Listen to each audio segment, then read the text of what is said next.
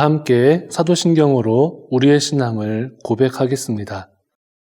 나는 전능하신 아버지 하나님 천지의 창조주를 믿습니다. 나는 그의 유일하신 아들 우리 주 예수 그리스도를 믿습니다. 그는 성령으로 잉태되어 동정녀 마리아에게서 나시고 본디오 빌라도에게 고난을 받아 십자가에 못 박혀 죽으시고 장사된 지 사흘 만에 죽은 자 가운데서 다시 살아나셨으며 하늘에 오르시어 전능하신 아버지 하나님 우편에 앉아 계시다가 거기로부터 살아있는 자와 죽은 자를 심판하러 오십니다. 나는 성령을 믿으며 거룩한 공교회와 성도의 교제와 죄를 용서받는 것과 몸의 부활과 영생을 믿습니다. 아멘.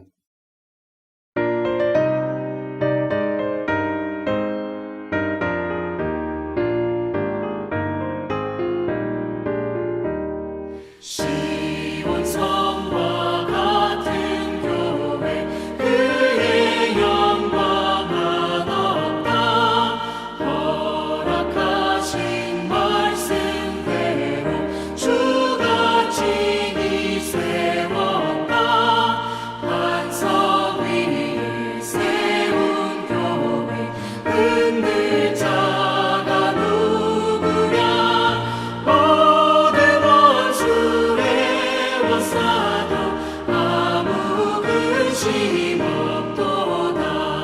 생명샘이 솟아나와 모든 성도 마시니 언제든지 흘러넘쳐 부족함이 없도다. 이런 물이 흘러가니 목마를 자 누구랴. 주의 은혜 풍족하여 넘치고도 넘친다. 주의 은혜 내가 받아 지온 백성 되는데 세상 사람 비방해도 주를 찬송하리라.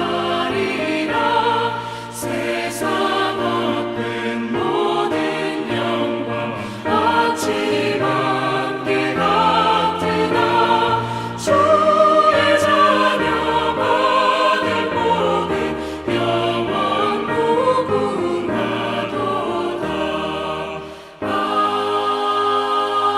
아멘.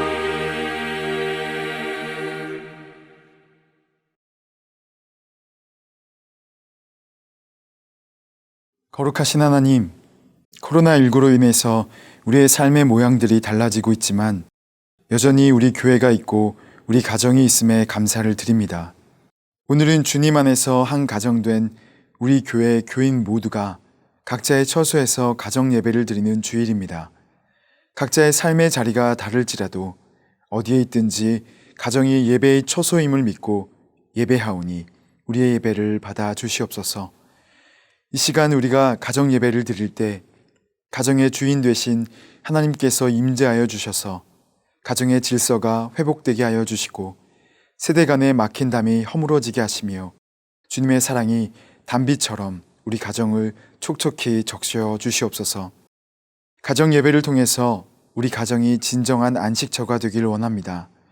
세상에서 수고하고 어떠한 어려움과 씨름했다 할지라도 주님께서 붙잡아 주시는 이 가정을 통해 쉼을 얻게 하시고 위로받게 하시며 매일매일 새 힘을 얻어 회복되게 하여 주시옵소서.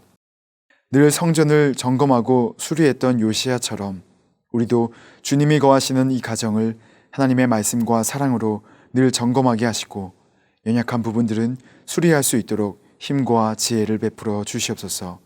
우리의 가정과 함께 하시며 늘 이끌어 주실 예수님의 이름으로 기도드리옵나이다. 아멘.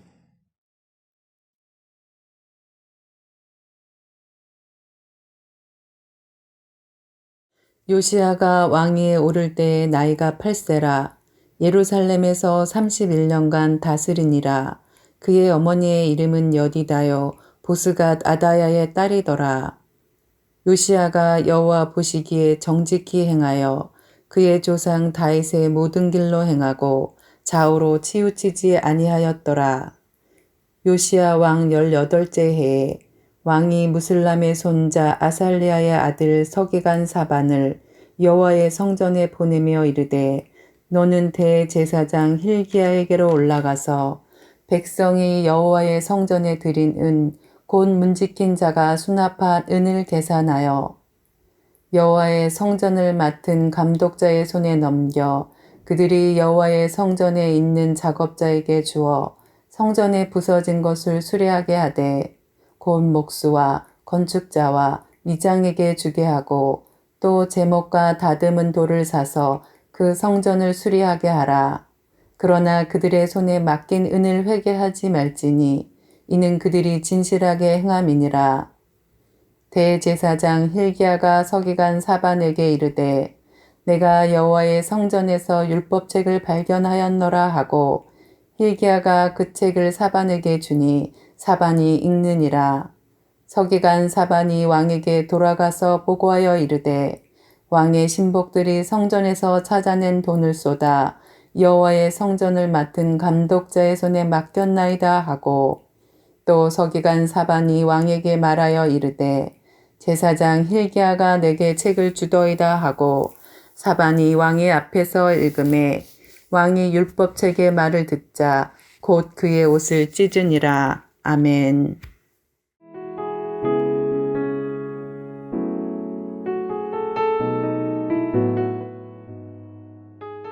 남유다 16대 왕인 요시야는 8살이라는 어린 나이에 왕이 되었지만 하나님 보시기에 선한 왕이라는 평가를 받습니다.